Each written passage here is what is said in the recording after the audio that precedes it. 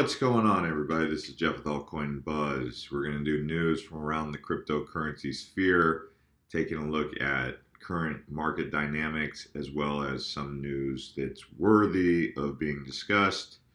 With all that being said, Bitcoin is definitely at an all-time high. Well, just off its all-time high that it hit.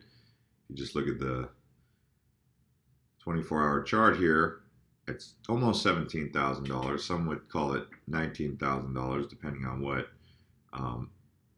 market resource you're using. The thing that I'm keeping an eye on here that I would just mention is that if this continues to pull back and people are taking profits, when they start taking profits, does that mean that the other altcoins start going into the green? So I'm looking at the hourly here. And I'm seeing a little bit of green, but I'm not seeing any indication that the Bitcoin, that people are taking profit into altcoins. So what I'm waiting to see happen on my hold that I did, is will some of that Bitcoin money start pouring into altcoins? And when it pours into altcoins, are we back on a bull run with the altcoins? But right now, what it looks like these guys have done, whoever has decided that they wanted to take the profit, we don't know who they are, they've decided to cash it into fiat, it looks like. So, still, even more money being transacted with Korea and Japan. Korea and Japan are really driving a lot of this new money injection. So I would anticipate, I would say that the altcoins have probably gotten to a point where they're stabilizing. There might be a slow trickle of people deciding that they want to take some profits, but I would anticipate that over the next 24 hours, a lot of these altcoins should go from red to green. I don't know for a fact, obviously, but that would just be my assumption, and I'm not always right. But in this case, I would anticipate that some of the Bitcoin money would start pouring over into the altcoins. That's just what I would say. Start keeping an eye on, and you'll know that's here by the hourly chart. Moving right along here, is IOTA the new Bitcoin? So IOTA, Tangle Ledger, totally different cryptocurrency, stands out. Could it be the next Bitcoin? I mean, could this with the faster transaction speeds and the no fees? I mean, could this be the next Bitcoin? Is this one got that kind of power? So we'll see. And moving right along here, as we mentioned, Korea and their cryptocurrency boom. So this is interesting. Are there other countries out there that can get behind cryptocurrency like this? Could it be the UK next? Could it be, obviously China is really difficult for people in China to buy, so maybe that's why people are going to Korea. So maybe you're seeing maybe you're seeing Chinese money in Korea and Japan. But what happens if, I don't know, what happens if India were to become more flexible with cryptocurrency? Would there be a lot of money injection into Bitcoin then? So you're looking at worldwide money here. This is a worldwide phenomena, and it's fueled by a lot of different countries. The next thing to keep an eye on is it's no longer worth it to build an Ethereum mining rig. So mining is getting so expensive and so inefficient. And so they're saying this could be completely obsolete to mine Ethereum. Very interesting to keep an eye on. You can read this here on Motherboard. Moving right along here. Bitcoin boom may be a disaster for the environment. There's just a lot of discussions going on about this. Once shunned as a murky domain for cranks and criminals, Bitcoin has started to attract mainstream investors. Its price has surged from less than $1,000 at the start of the year to $16,000 on Thursday. Critics say the cryptocurrency. They always say this on CNN. I don't know if they do it to cover their butt or they just like to spread FUD or what. I mean, they always use this term. They love to spread FUD, these mainstream media sources.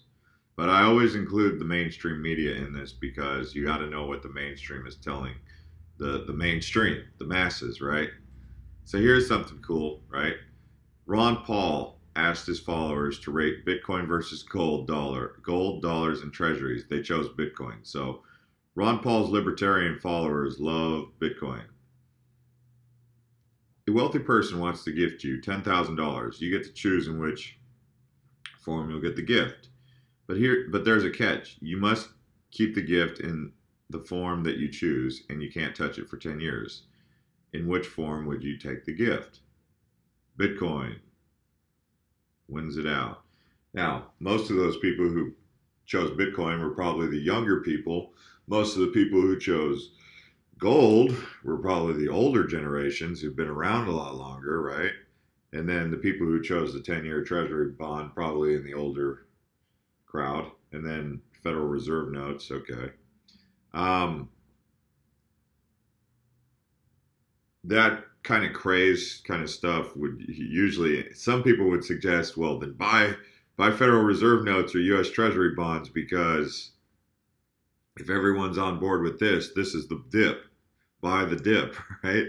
So that's what people would say. Some would say that. Now, here's going back into that NiceHash issue that we're having. As a community, we're having this problem.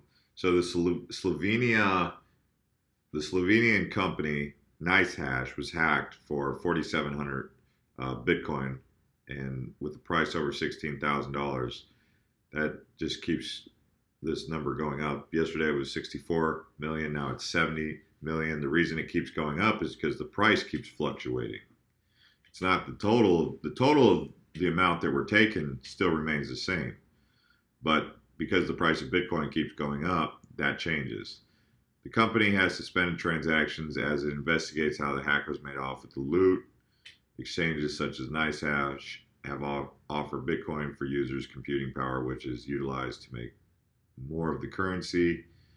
You know, going along the lines of Bitcoin being a disaster for the environment, as they're saying here, and NiceHash maybe catching wind of that and realizing that they're a part of the environmental disaster. Maybe that's what made people suggest that maybe NiceHash made off with the money.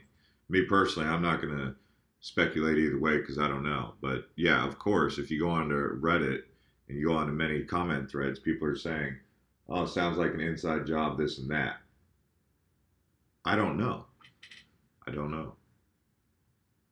But this is the kind of stuff that brings in the regulators, that brings in the governments, because stuff like this, obviously, you have two ways to look at it. Number one is, who the heck stole it? Or is this an inside job? Do we need to investigate, kind of thing, right? But nonetheless, it's a black eye on the community, and it's not what we're looking for moving forward.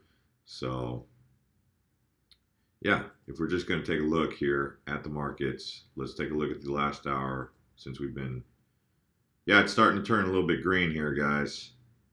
It's starting to turn green, which could mean that we're getting ready to see some, it definitely looks like old Monocoin. Japan and probably Korea are dumping money into Monocoin. That's why that one's up. So if you take a look at some of these Asian cryptocurrencies like Monocoin, these altcoins, you'll notice that they'll go into this cryptocurrency like this. So there'll be a lot of money. When Bitcoin surges, Monocoin will follow a couple days later with an injection of money. So Monocoin over the last, what was that? Over the last 60 minutes, last hour, showed that it was surging.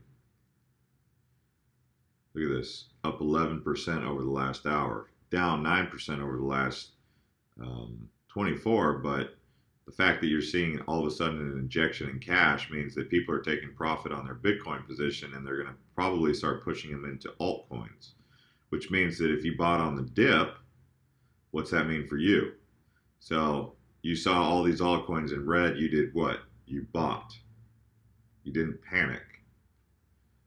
Now, the hard thing with that is you never know where the bottom is. You never know how low on the dip it is, but buying on the dip is definitely better than buying on the all-time highs more often than not, because your chance of making a profit are going to be higher.